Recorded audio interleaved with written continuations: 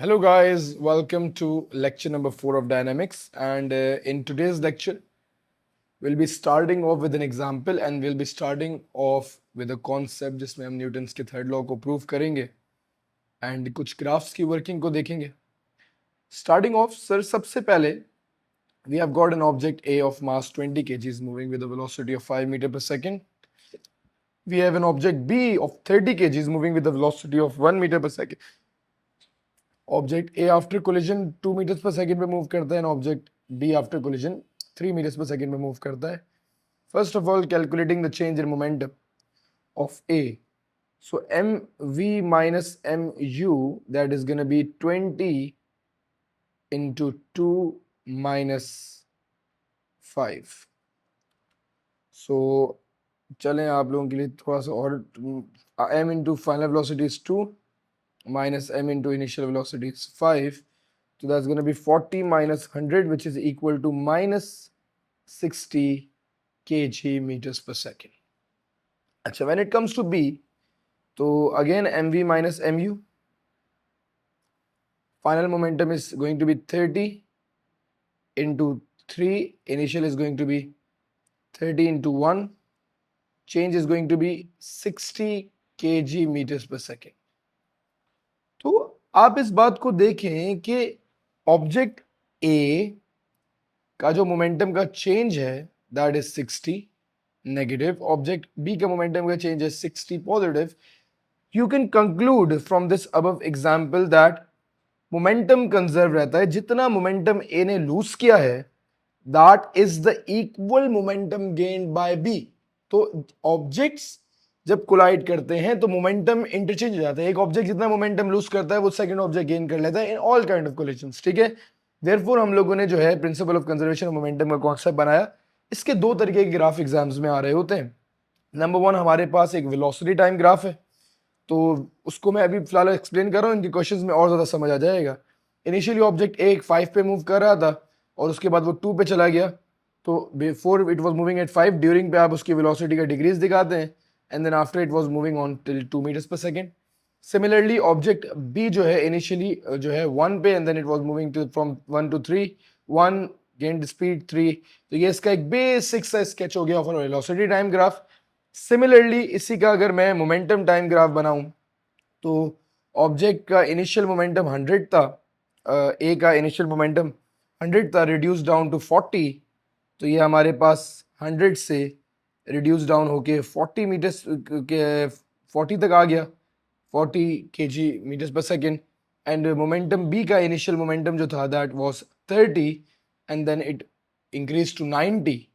तो 30 से इंक्रीज होके 90 तक आ गया. ठीक है, तो ये हमारे पास बहुत ही बेसिक से मोमेंटम टाइम ग्राफ्स और वेलोसिटी टाइम ग्राफ्स हैं. इनकी वर्किंग मैं भी एक्सप्लेन कर रहा हूँ, डोंट वरी. फिलहाल मैं आपको ये समझाना चाहता हूँ कि if momentum of A is equal to the momentum of B, तो चेंज इन मोमेंटम ए का change in momentum of B के बराबर है. That means since momentum is force into time, तो force of A into time is equals to force of B into time of B. Time of collision दोनों के लिए same है. इस बात से हमारे पास ये बात फाइनलाइज हो सकती है that they both would exert an equal force to each other in the opposite direction because they both have same change in momentum and rate of change of momentum is force. तो आप इस बात को समझें कि object दो जब collision करते हैं वो एक दूसरे पे equal and opposite amount of force लगा रहे होते हैं. And this is asked a lot of time in your examinations that show that during the collision force A which A applies and force B which B applies is equal and opposite. तो आप इस change in momentum में time को multiply करते हैं because that becomes like change in momentum, like force into time is basically change in momentum. तो force into time उसकी जगह पे आप substitute कर लेते हैं momentum की जगह पे, then you cancel out time and you are proved that कि ये दोनों equal and opposite force लगाते हैं. अच्छा, इसको अगर AS में पूछता है what is Newton's third law, तो अगर किसी ने लिखा that to every action there is an equal and opposite reaction force, तो ये आपको सिर्फ एक नंबर देगा. मीनवाइल आपने क्या लिखना है AS लेवल के लिए, this is very important. The forces are equal in magnitude the forces are opposite in direction and the two forces act on different bodies and are of same types. Same type की force लगती है, ठीक है। अब अगर मैं इसके एक बहुत ही इंपॉर्टेंट क्वेश्चन पे मूव करूं तो एक थोड़ा पुराना क्वेश्चन है बट नए वालों में भी आता है, मैंने कहा इससे डिस्कशन करते हैं क्योंकि नए की तो रिकॉर्डिंग वैसे भी होती है हमारे पास। डिफाइन फोर्स, तो आपने कह दिया sir force is rate of change of momentum. आपने कहा sir state Newton's third law, तो आप क्या स्टेटमेंट देंगे? Force acting on two bodies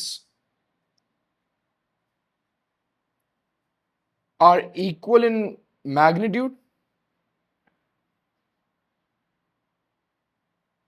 are opposite in direction,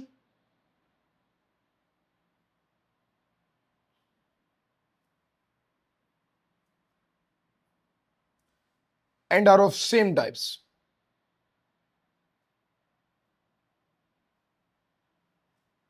और आपको इस बात के 3 मार्क्स एग्जामिनर देगा। इक्वल इन मैग्नीट्यूड है, ऑपोजिट इन डायरेक्शन है, acting on force of acting on different bodies हैं। तो ये आपके पास 3 नंबर आपको एग्जामिनर इस एक्सप्लेनेशन के दे देगा फॉर न्यूटन्स थर्ड लॉ। अच्छा, क्या बोलता है? Two spheres approach one another along a line joining their centers as illustrated in figure 3.1. When they collide, the average force acting on the sphere A is Fa and the average force exerted on sphere B is Fb. The force act for time Ta on sphere A and time Tb on sphere B. State the relationships between the forces. So Fa is equal to opposite of Fb. That's the basic relationship of force.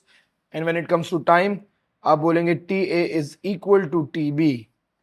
Use your answer to show that the change in momentum of sphere A is equal to the equal in magnitude and opposite in direction for the change in momentum of sphere B.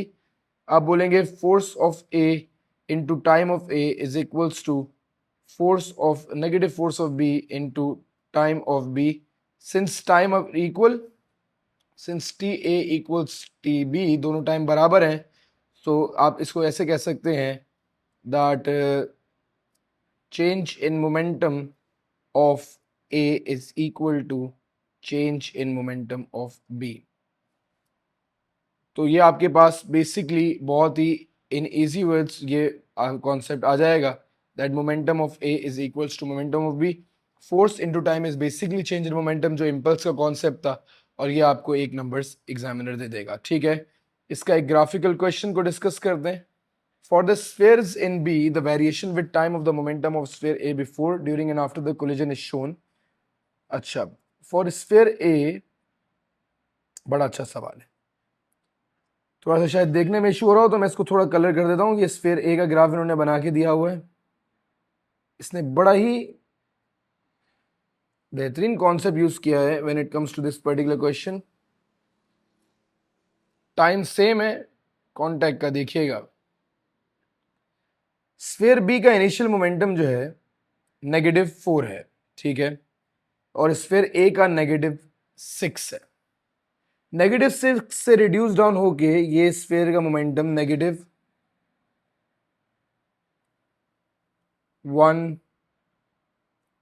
-1 2 3 -3 तक आ गया, ठीक है। तो 6 से initially momentum 6 था और final momentum -3 था, तो इसका जो चेंज आया है दैट इज ऑफ 9, मतलब 6 और -3 में 9 का चेंज आया है। तो दैट मीन्स अगर ये 9 न्यूटन सेकेंड या 9 kg मीटर्स पर सेकेंड का मोमेंटम ऑफ स्फीयर ए ने लूज किया है, तो this sphere B would gain the momentum of 9। तो अगर ये -4 है तो it would have a final momentum of +5। तो यहां पे आप इसको ज्वाइन करेंगे and then this would be a straight line, जहां तक ये बन रही है वहां तक आप बना दें। अच्छा, एक चीज यहां पे याद रखिएगा दैट टाइम ऑफ कॉन्टैक्ट दोनों के लिए सेम होगा। जितना मोमेंटम ये लूज करेगा उतना मोमेंटम ये गेन करेगा, दिस इज ऑलवेज इंटरचेंज्ड। और आपको एग्जामिनर इस ग्राफ के 3 मार्क्स दे देगा। So this is some basic understanding for a momentum time graph interchanging concept पे. ठीक है, इसके एक क्वेश्चन को और देखेंगे ताकि हमारे कॉन्सेप्ट्स थोड़े मेच्योर हो जाएं और ज्यादा. ठीक है, इसका एक बड़ा दिलचस्प क्वेश्चन था. May June 2019 paper 2-1 question number 2 था. A block X slides along horizontal frictionless surface towards the stationary block Y as illustrated in figure 2.1. ठीक है, there is no resistive forces acting on block X and as it moves towards Y. ठीक है, time 0 पे block X का momentum 0.40 है. ठीक है, short time later the block collides and then separates. ठीक है, define linear momentum.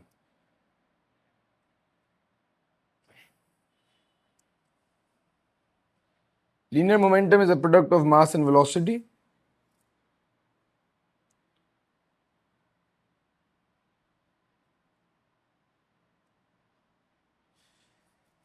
Use figure 2.2 to determine the time interval over which the block are in contact with each other. तो block 60 पे collide करते हैं and 100 तक ये collision है. तो इसकी जो टाइम ऑफ इम्पैक्ट है दैट इज 40 मिली सेकेंड्स. मैंने लेक्चर में भी बताया था. दिस जो इंटरचेंज है ना, this interchange basically refers to time of collision. तो आपके अंदर ग्राफ्स में ये जो है, ये जो इंटरचेंज है जिसमें ये क्रॉस हो रहा होगा, this is basically time of impact, time of collision जो भी पूछा जा रहा हो. ठीक है, describe without calculation the magnitude of acceleration of block y from time 80 to 100.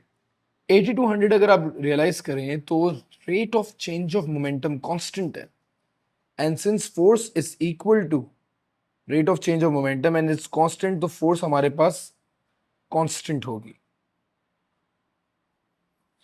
From 100 to 120 it's a straight line. There is no change in momentum, so that means the force, resultant force is zero, no force. ठीक है, तो graph of a momentum time graph का जो gradient होता है वो हमें rate of basically force देता है. ठीक है, rate of change of momentum देता है, तो दैट्स बेसिकली फोर्स. तो मोमेंटम टाइम ग्राफ का जो ग्रेडियंट है that is give us force. अगर ग्रेडियंट जीरो होगा तो फोर्स का मैग्नीट्यूड जीरो होगा. Determine the magnitude of force. तो अगेन ग्रेडियंट हमें फोर्स देता है, हमें सिर्फ फोर्स निकालना है, तो बेसिकली हमें ग्रेडियंट निकालना है. तो हम निकाल लेते हैं सर. एक कोऑर्डिनेट ये ले लेते हैं that is 60 and 0, and the second one we can take this that is 100 and 0.5. So 60 y2 minus y1 में हमारे पास 0.5 minus 0 divided by 100 minus 60, but since they are in milliseconds इसको convert करना पड़ेगा. तो इसकी जो वैल्यू आ जाएगी 0.5 डिवाइडेड बाय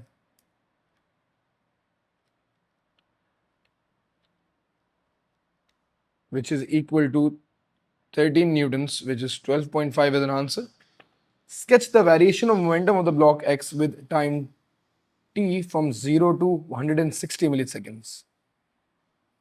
सेम अभी यही वेरिएशन पढ़ी थी हम लोगों ने कि अगर इनिशियल मोमेंटम 0.4 है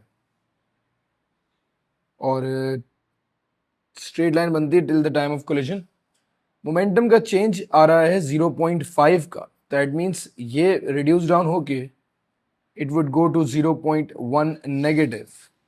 क्योंकि 0.4 अगर इसकी स्टार्टिंग मोमेंटम है एंड लेट्स से इसने 0.5 का गेन किया, that means it's gonna be losing 0.5 and then it's gonna be a straight line. तो ये हमारे पास इंटरचेंज्ड ग्राफ है, that is how it is. 3 number मिलते हैं. बहुत बेसिक अंडरस्टैंडिंग है. अगर आपके कॉन्सेप्ट्स मैच्योर हैं तो इसमें आपको कभी कोई शिकायत और तकलीफ नहीं होगी. ठीक है, मूविंग ऑन सर. इसका question number 18 I would want you guys के ट्राई कीजिएगा. बहुत इंटरेस्टिंग क्वेश्चन है. इसकी रिकॉर्डिंग आपको मिल जाएगी तो आपके कॉन्सेप्ट्स और ज़्यादा क्लियर हो जाएंगे. मीनवाइल इसी का एक और question, well we have done a lot of questions, I think that's enough for today. इसको फिलहाल और ज़्यादा नहीं कंफ्यूज करते. देयर्स फ्यू क्वेश्चंस जो हम लोग एंड ऑफ द लेक्चर में डिस्कस करेंगे इंशाल्लाह. नेक्स्ट क्लास के अंदर will be doing some past papers. Question number 10 भी आप लोग वेबसाइट पे है, अगर आप करना चाहें करें, उसके बाद इसको ट्राई कीजिएगा. and that's pretty much it. All the recordings will be shared with you guys, don't worry. और आज का लेक्चर यहीं तक रखते हैं एंड सी यू इंशाल्लाह इन द नेक्स्ट क्लास. अपना ख्याल रखिएगा, क्वेश्चंस अटेम्प्ट ज़रूर कीजिएगा. नेक्स्ट क्लास में we'll be doing little bit of 2 dimension, हम लोग ये 2 डायमेंशन वाले कॉन्सेप्ट्स और इनके 3-4 क्वेश्चंस को डिस्कस करेंगे. We will be basically done with the chapter overall in the next class. Last lecture होगा और फिर हम लोगों ने पास्ट पेपर्स को इंडिविजुअली डिस्कस करना है ताकि हमारे सारे कॉन्सेप्ट्स क्लियर हो जाएं. ठीक है, अपना बहुत ख्याल रखिएगा. See you guys in the next lecture. Allah हाफिज़.